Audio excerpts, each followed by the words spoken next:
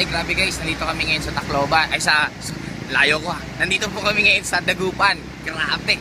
Ang dami-dami pong nag-aantay sa amin. Kaya ito ang networking. Kung noon dati maraming nagdududa. Ngayon, ang daming lalong nagdududa kung totoo ba talaga. Pero isa lang sure ko. Nasa momentum ng networking industry ngayon. Hindi mo na siya magpigilan. Kaya kung ako sa'yo, kung hindi ka pa nakapasama sa kahit anong networking company, dapat this year, simulan mo na. Walang mawawala kung susubukan. Power. Grabe.